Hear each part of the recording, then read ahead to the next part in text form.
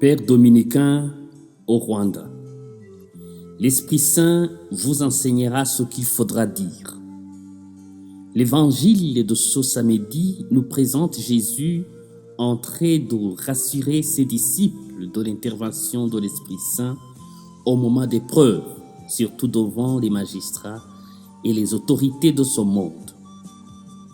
À travers ces mots, Jésus révèle les trois réalités très importantes dans notre vie chrétienne. Primo, Dieu est sensible à notre façon de le défendre dans nos prises de décision, dans nos causeries et devant les tentations de ce monde.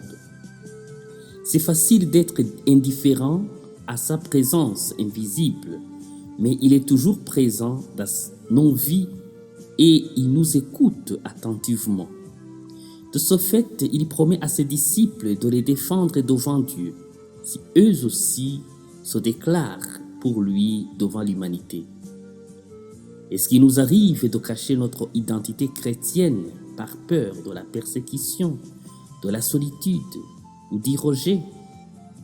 Si nous sommes fidèles à lui, il le sera pour nous aussi. Deuxièmement, Jésus révèle que l'inquiétude et la peur ne nous rapprochent jamais de Dieu. Bien que les conséquences d'être fermes dans la foi peuvent conduire à la dureté de la vie et à la souffrance, Jésus nous donne la raison de ne pas avoir peur. L'Esprit Saint sera là pour nous enseigner ce qu'il faudra dire ou faire. Au fond, Dieu n'est pas ce genre d'ami qui, devant les moments d'épreuve, oublie ou fuit les exigences de l'amitié. De même, Jésus n'a pas voulu laisser ses disciples seuls. Il nous a promis l'Esprit Saint. En d'autres mots, il ne faut pas demander à Dieu d'éloigner de nous la coupe de la souffrance, mais lui demander la force et les compétences nécessaires pour la boire avec courage. Troisièmement, pour que l'Esprit Saint puisse intervenir dans notre vie, il faut l'écouter. Comment le faire?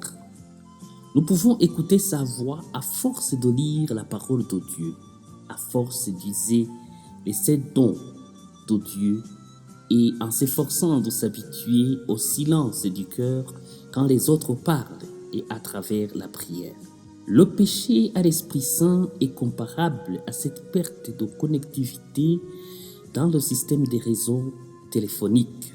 De même, quand nous nous déconnectons délibérément de Dieu, il est impossible de percevoir sa miséricorde et sa grâce à travers notre vie. Demandons la grâce d'être attentifs à la présence de Dieu dans nos vies, maintenant et pour toujours. Amen.